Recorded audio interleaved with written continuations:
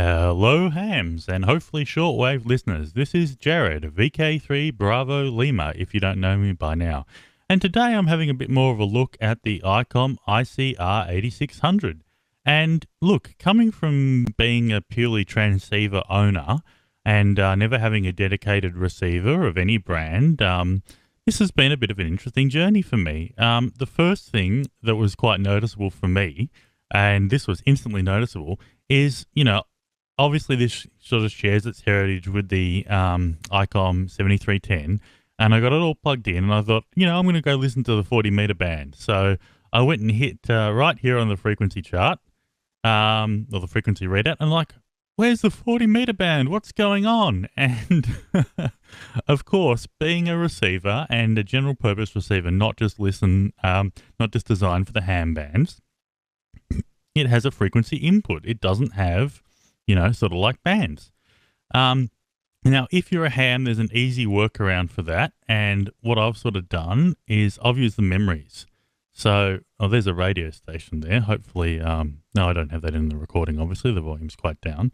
But what I've done is, on memory 11, I've got 80 meters. On memory 12, I've got 40 meters. On memory 13, I've got 20 meters, that sort of thing. So it's not a big deal. It was easily worked around.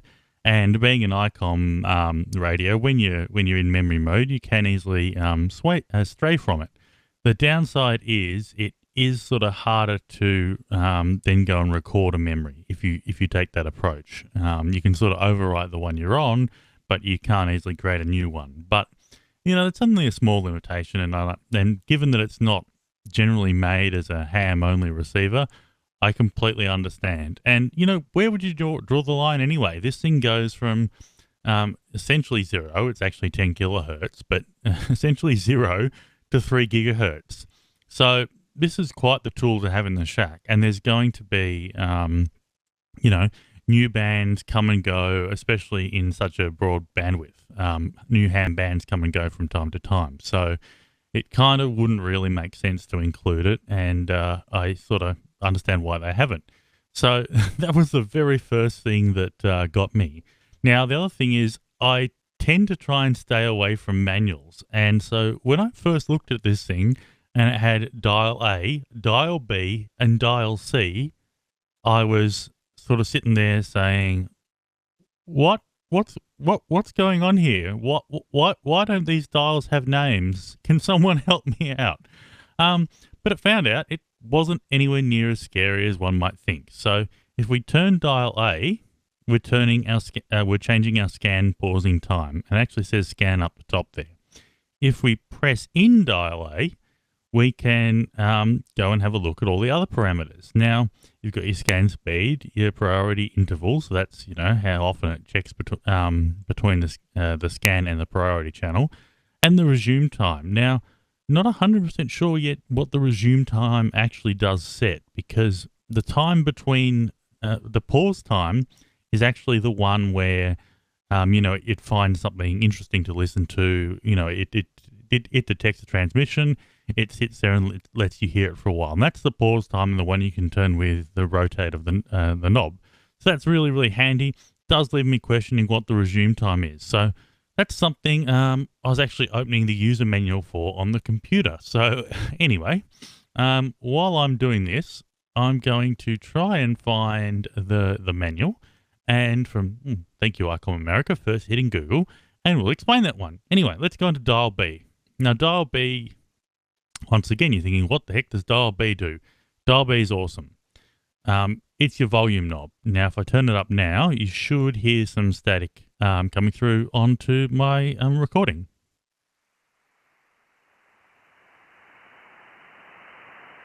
Completely what you'd expect, considering we're listening to the 40 meter band with absolutely no antenna plugged into it whatsoever.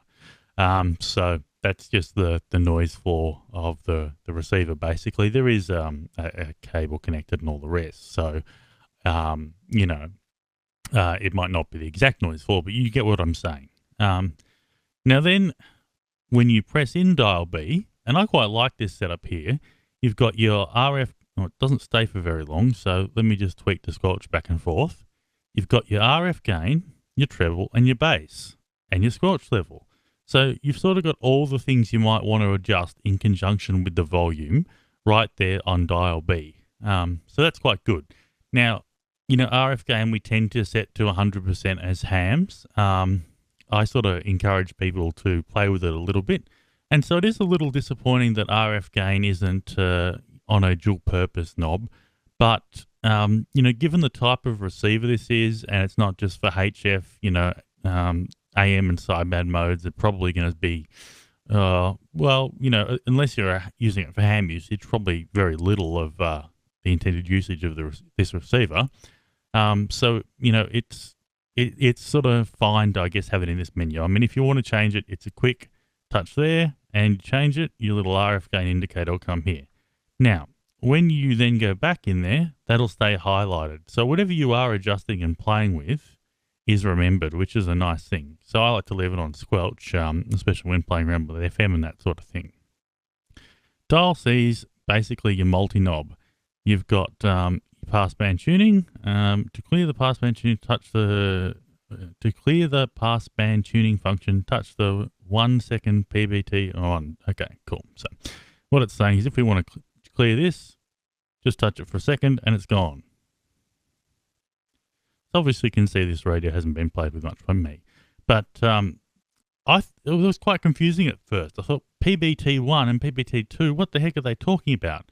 But they're talking about basically the IF shift, or in Icom's lingo, the passband tuning, where they've got a knob for each. But to do traditional IF shift, you'd go like this, and then you'd go like this, so they line up. Which sort of, I kind of find that a little bit annoying at times. I quite like the old style IF shift that just shifted the whole thing. I didn't have to go into two different settings or use two different knobs. But, that's kind of where the other implementations where Icom have had the dual knob, where you could grab it both at the same time and do it, especially on the IC-7200 worked well for me. But at the end of the day, it's not a feature I actually use that much these days. And you can see it actually cleared them both when I held for 1 second. So that's a nice little feature there. Backlight sort of makes me wonder, were they scrambling for things to include on the multi-menu? But look, it's nice to have there, especially in day or night. And, there might be some users that this is intended for, maybe government departments, that sort of thing where quick access to the backlight or a vehicle mount or something, it's an important feature. So not going to criticize that. I'll go and reset my RF gun. Oh no, so there's a surprise. Even though I can clear the RF, sorry, don't do that. Go out of, even though I can reset the passband tuning by just pressing on it, you can't do the same with these menus, which is a little, I would actually kind of like it if they did that. But that said, where do you reset squelch to? I suppose it could have a default. The other three is fine, but there you go. Now, as for the scope, it should be familiar to almost anyone who's used a 7300 or a IC-7610 or has seen one in action. You've got your basic, your span, your peak, and all of that there. Your reference being, basically how much does it add or remove from the signal that's coming into it before it displays it. Speed, mid, slow, and fast. The confusing thing is there's actually two lots of speed settings. The other one is in waterfall on this one page, scope set page 4 or 5. Waterfall speed is there as well. That's a separate speed setting, but once again, that's the same on all the IC, all the latest Icom SDR radios. So pretty much standard scope. There are a few extra settings here, and this is one thing I'd meant to had to look in the manual before I started recording. But what can I say? I like to delve into the deep end and just have a play. You've got peak excursion and peak threshold, and interesting, both of those are completely absent from the IC-7300 and IC-7610. So what are they? I sort of played around with them and I couldn't figure out what they were. So I might put a separate video up and call it unique features of the ICR8600. But I am keen to know what exactly they do and why they were sort of left, left out of the other radios, but decided that they needed to be put in on this one. That's an interesting thing. Now, another thing is most of us tend to operate the IC7300 with the scope at, full size. Now, on this radio, you're really kind of missing out.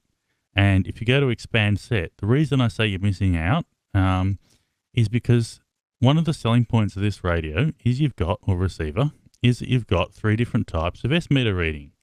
You can have decibel microvolts, decibel microvolts like EMF, decibel milliwatts, which is the current industry darling, I guess, standard measurement, mainly because it's very easy to then determine how much gain is being added by an antenna or removed or an amplifier.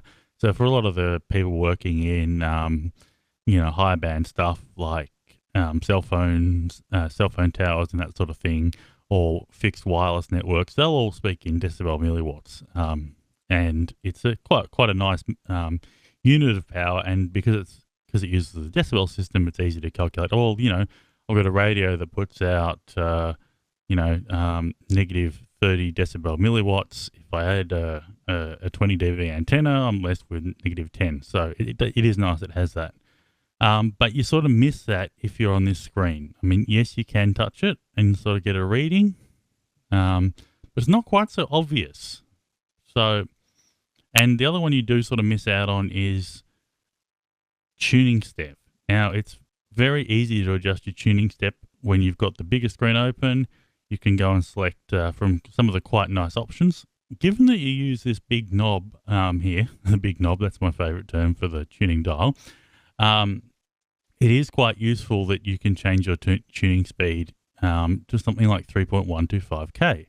So when you're scrolling through, say, the 2 meter band, if you have it set at 12.5, which is sort of our smallest deviation we use as hams at the moment, you find that just, one rotation, you flicked across the band sort of thing. So it's nice to have the 3.125K option there. So there are some sort of things you miss out if you always run the radio like this. So that's something I'll sort of point out to people who've got it. And the other thing is the function menu. That's where you're going to find your power amp, your attenuator, your IP plus, and your noise blanket and your noise reduction. There are no, unlike the 7300, there are no separate buttons for these functions. You need to use the function menu. So that's a big difference. And the quick menu has has some good things in there as well. You can change the meter type there.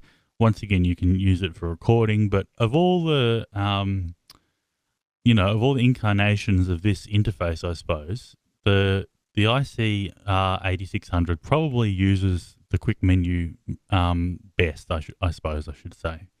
Now, I was sort of going to go over the settings menu, but honestly, it is that similar to the 7300 and the 7610, and to some degree even the 7100, that to do a separate menu overview video would sort of be a waste of time. To give you some ideas, tone control, yes, you've got more options there, but, if you go into them, they're the same ones you'd normally have.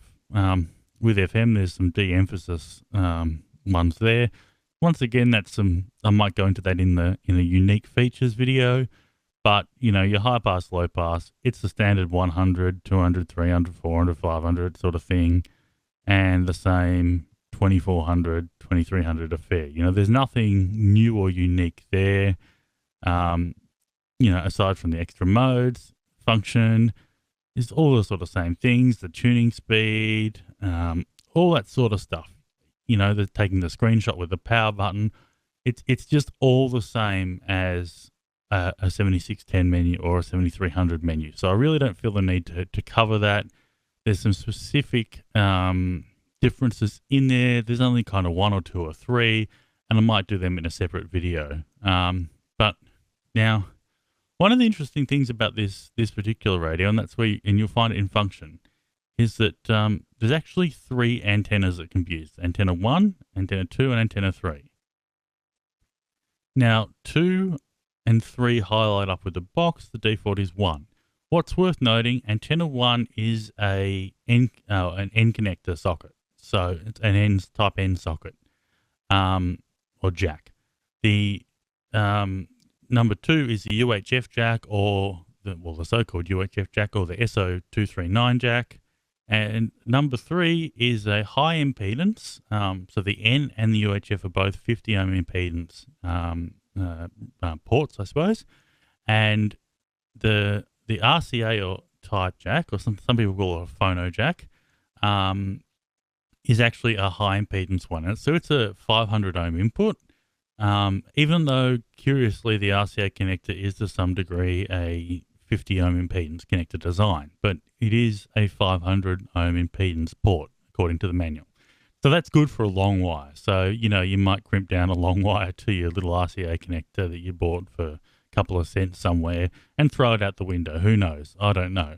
But there is that option there. But it's worth noting you only get the choice of the 3 antennas when you're on under 30 megahertz. So when you're using direct conversion and not the super heterodyne architectures. So there you go. You can't go and plug in your standard I guess 2.3 or PL259 or UHF connector 2 meter J-pole antenna that you homebrewed and goes, oh, I'll just do some scanning on this. No, you can't do that. You're going to need to buy the adapter to plug it into the M port. But that's life. So there you go. Now the group features I haven't really played with, being a HFer, haven't really been massively into groups. If you want to, writing a memory is silly easy. You do have to be in VFO mode. And let me see. Yes, there is a nice easy way of changing what you're on the screen to VFO, and that's you just hold the button down. So this is a great feature. I've got to show this. Just say you're on the 20 meter band and you've selected it in memory because there's no band keys. But, when you hit the VFO, it's taken you to, let's just say you've scrolled to 2027 and you really, really want to record this into memory. But when you're in memory mode, you can't write a new memory. You can only replace a memory. And if you do dare scroll like that, hey, you've just lost your 2027. So you think, oh, I'll just go back to VFO mode. Oh, it's gone too. So what you need to do is you go to 2027, hold the button down, and then hit it again. And voila, your VFO has been changed to what you'd selected in that memory. You are then free to choose a free memory location. Let's just say for this purpose is 41 and hit memory write. Once again, you won't sort of get any sort of indication saying, yes, the memory has been written. You'll think, what the heck? But I assure you it has, because if you then press memory write again, it'll say, do you wish to overwrite? So that's the easy way of checking. So there's another little usability hint, I suppose. But while we're having a look, let's go to something useful. So we'll go back to memo mode, and this is generally so.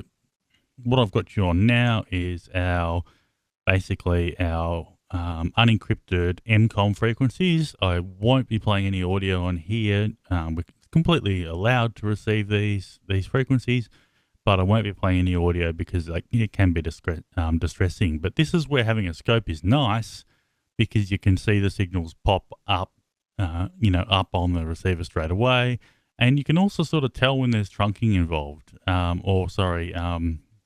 multiple repeaters involved that are transmitting the same signal, because they'll come on and they'll disappear at the same time. And that was something that eluded me whenever I sort of manually scanned through, the bunch of MCOM frequencies, is I didn't necessarily know whether, 163,500 was the same as 163,912. The voices sounded the same, the background noises sounded the same, but was it exactly the same? I couldn't really tell. But on this you can, because you see the the transmission start and you see it stop. And I think we've got an example just up here. So let's, are we in center or fixed, or in center? So let's go up a little bit. So if we just have a look there, we'll see that, and well, hopefully they don't transmit, but sooner or later I'm assuming they will. These two repeater sites, I suppose, if they start transmitting, they should start transmitting in parallel and then disappear in parallel. Let's just wait and see for a sec.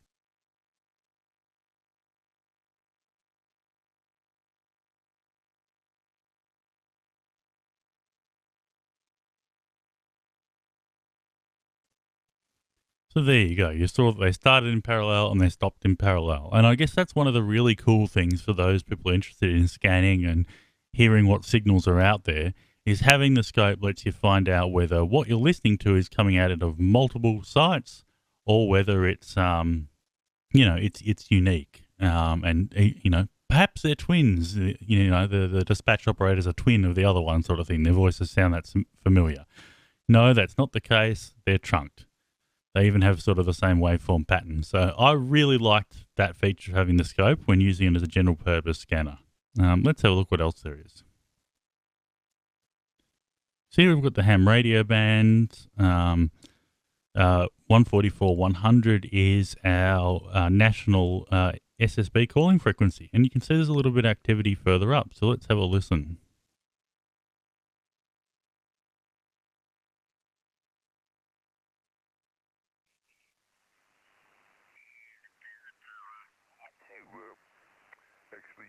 Give it a go. Do a little bit of whisper work too on 6 and 10 meters from time to time. Just sort of set it up and see who's hearing me and see who I can hear.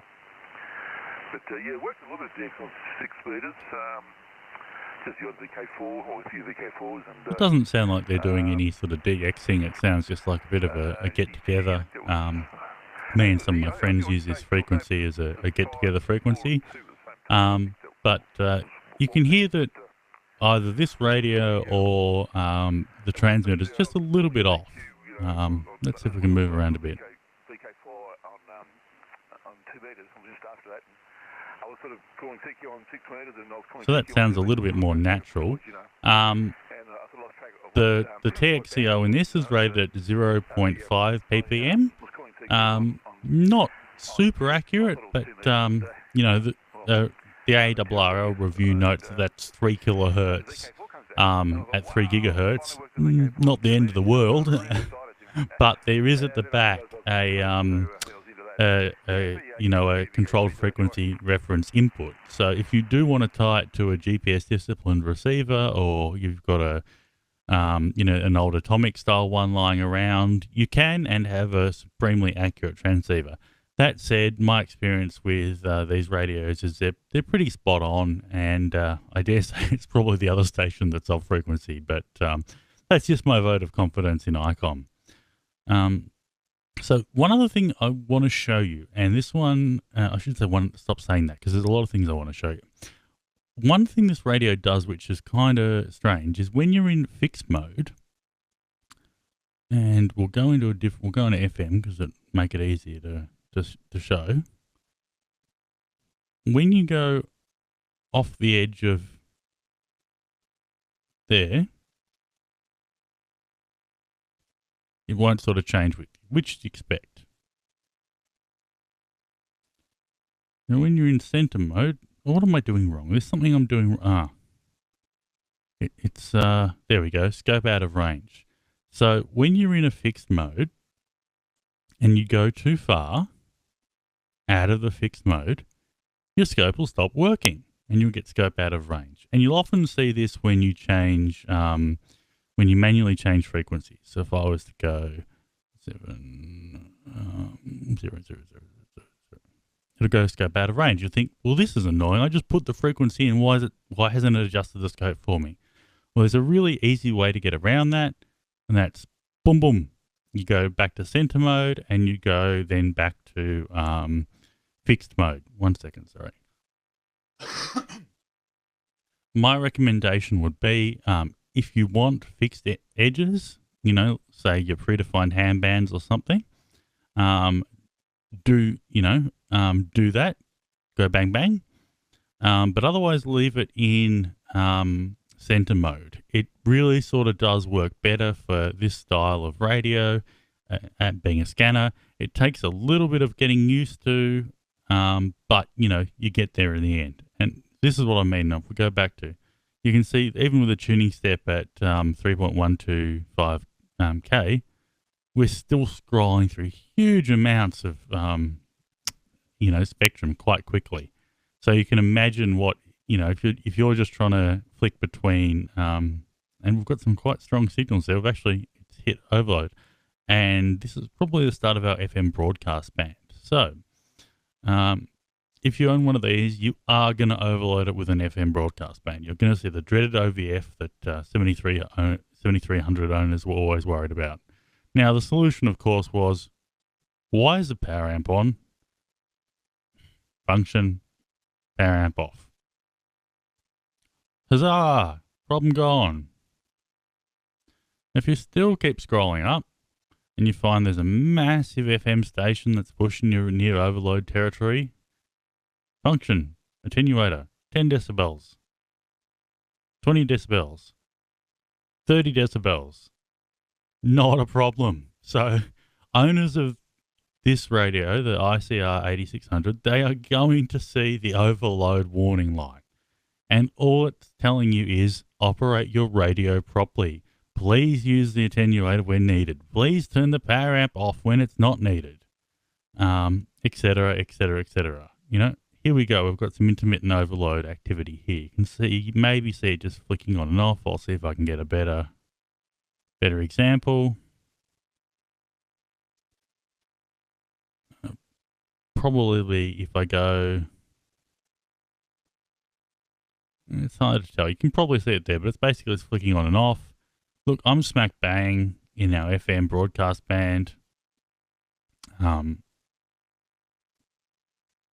dB, I'd say, is the minimum I'd be running there. It's not rocket science. Owners of receivers, if this is your first receiver, I highly recommend you watch my video, how to get the most out of your receiver, which covers the basics of using, not using the preamp when you don't need it, not using the attenuator when you should, and using the RF gain. So if this is, if you're considering buying this as your first receiver, please do watch that video of mine or read up on similar things, because to get the most out of your receiver, you do need to know how to switch off the preamp and turn on the attenuator and stuff like that.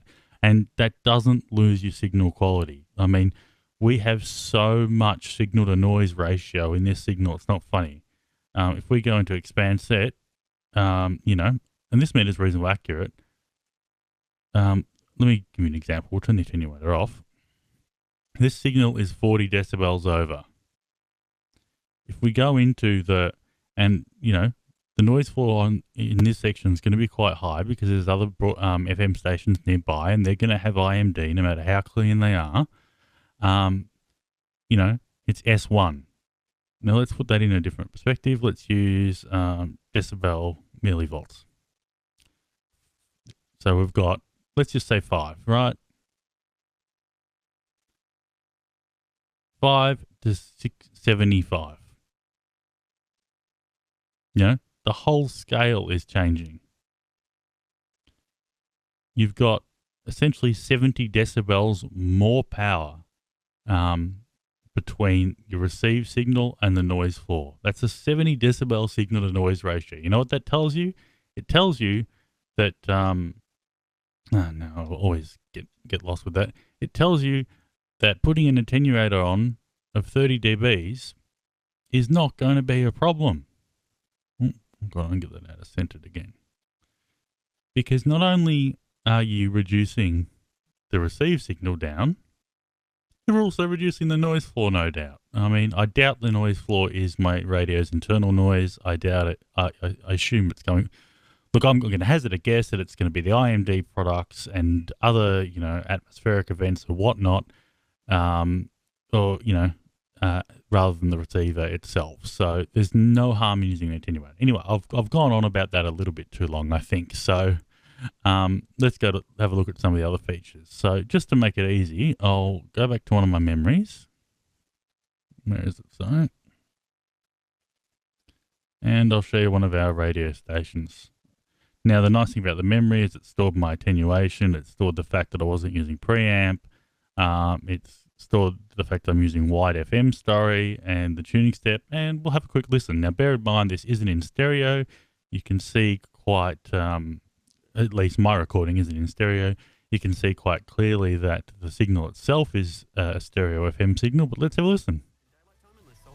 There's a one-way exclusive. Check baggage, selected travel dates and conditions apply. Jetstar. All day, every day, low fares. There's so much to love about summer. That's why Coles Online is offering free delivery all week when you spend $50 or more. Now, I'll get rid of that quickly because I don't want to get slapped with a content warning of how dare you rebroadcast our advertisement without permission. I mean, really. But you get the idea. It receives FM. So that's pretty cool. Now, one last thing I did want to show off. When I say pretty cool, it's not really that cool. I mean, a $10 radio can do that, but it's nice to know that this radio does it well. My ham radio, my 7300 doesn't receive FM well, so there you go. But wide FM, mind you. Let's do some sort of scanning as we may. So let's just say we're interested in scanning the ham radio bands, and this one I'm going to have to do a little bit of a think of how to do it. So you go to scan, and we want to do, I always do prog scan, I think. Okay, now we want to define our edges. Sorry, stop. And if I press, is that how I do it? No, I'm just remembering. Please stand with me there. Maybe it's select. No, that's not the one. I'm pretty sure it's this one. So, here we go, select. So I'll select my first. How do I do it? Okay, yeah. I select my start of my scan, and we'll start at 144.000, and we'll go up to this one, and it's 148.00000. Enter. And so we have selected, we want to start there, we want to end there. The mode we're going to use is FM. We're going to use filter 2. Now, unfortunately, we can't change the tuning step, but that's the way it is. Or can I? Oh, I can edit. We'll go and change that to 12.5. Enter. Cool. And so you learn new things yourself. Okay, now we'll recall the start frequency. No, yes, no. Not going to do it. Hold it down. There we go. And we'll start. And look, I'll turn the AF gain up a bit so you can hear. And watch how fast this thing scans. It's absolutely amazing. 1 for the instruction menu. Otherwise, please hold the line. A mate of mine programmed it for me, had it all on disk, and he just connected where you went. 5 or 10 minutes later, the whole thing was reprogrammed.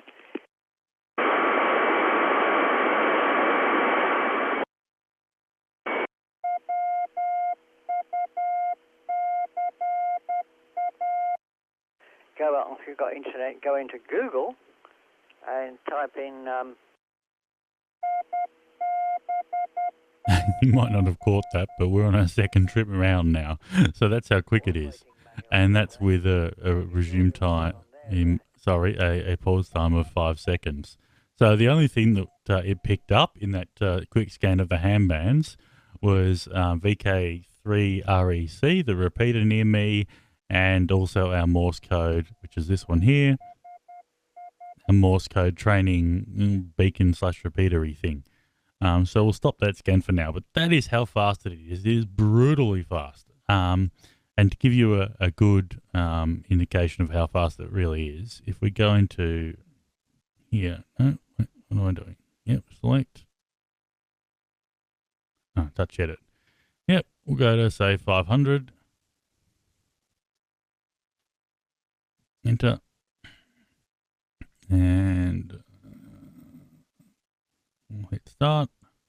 Now I hit start and it actually just took me out of edit mode, but I'll put a pause of, of 2 seconds. We'll recall our start frequency. I'll hit start, recall our start frequency. I'll turn the AF gain up a little bit, and let's hit start and see what's going on.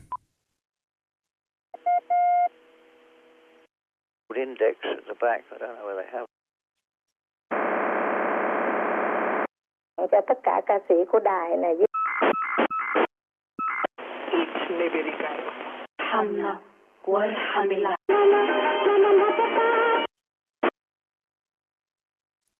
I mean, you know, we're way out of the ham bands already. Now this is our EMR sort of section, so although it's not long enough for you to hear anything distressing, I will turn the volume down a little bit.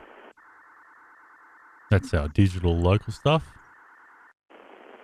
If someone actually knows what mode that is, do let me know, because I'm not a big digital radio sort of guy. My forays into digital radio are pretty much a Yaesu System Fusion. I had I've got a D-Star radio here. I had another D-Star mobile radio, and I thought, yeah, not that interested. So these are all our, I guess, government sort of frequencies. Might make the resume time a little bit quick, pause time a little bit quicker. You can just see this thing's just a rocket. I mean, it is scanning like there's no tomorrow, and it's, you know, each tuning step is 12.5. So that does really impress me. That is one thing that really impresses me about this radio, is how quickly it can scan, and it's scanning for a specific modulation mode there too. I mean, you did just see on the screen, it went through something that was obviously quite loud, but it wasn't FM modulation, so it just kept going. I mean, look at it. Now, I actually ran this up to 3 gigahertz for giggles, shall we say, to be polite. And if I turn the volume down too much there, we'll turn up a little bit and put the pause time up. So I ran this thing up to 3 gigahertz for giggles, and I didn't hear very much. And the reason is probably because I've got a discone, which I believe is 25 to 1.3 gigahertz. But, you know, I'm not running any external preamps or anything like that. And, you know, all the guys who do that sort of stuff, do the microwave stuff, they all run preamps at their antenna and that sort of thing. And, you know, that's being a HF guy, that's just not me. And the furthest I've gone is probably, you know, around 477 megahertz, which is our commercial licensed, or commercial unlicensed UHF-CB. Not the riffraff 11 meter band, but the somewhat more family friendly band, somewhat more. But yeah. Anyway, as you can see, it's a super fast scanner. It's very easy to use. I must emphasize, if it isn't immediately obvious, I haven't read the manual.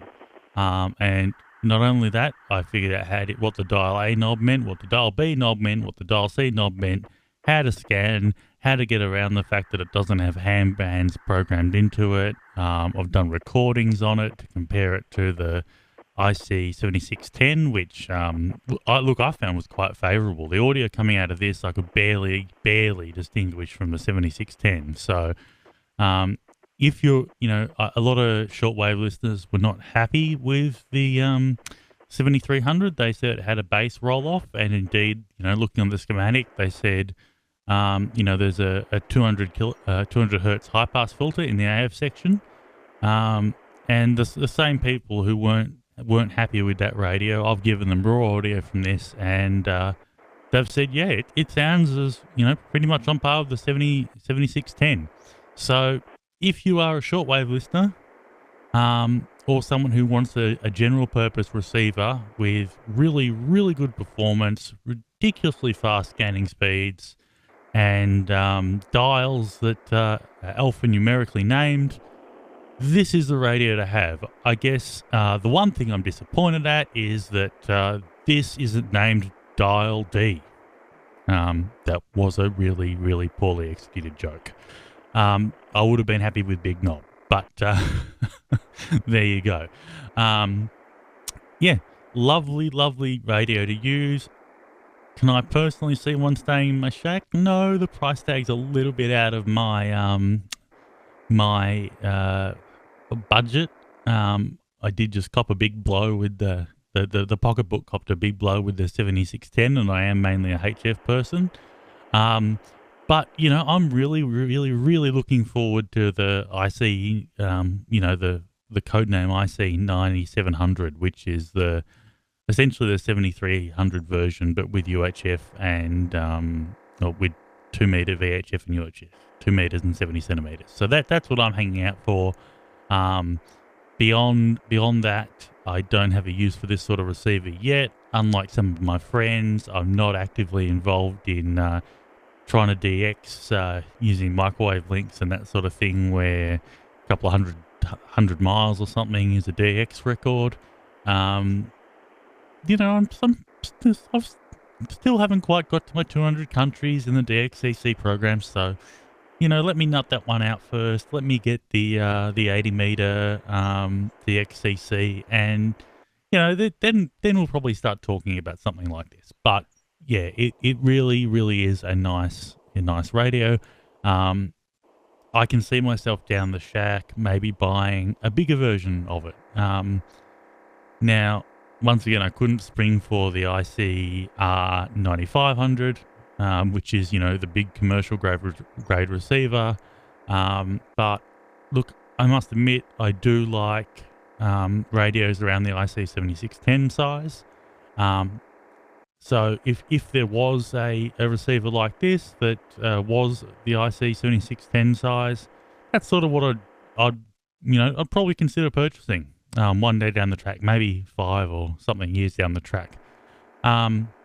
That said, I dare say one of the design goals of this was that it could be vehicle mounted, that it could be used by government organisations, that sort of thing. And you know, I think it's great.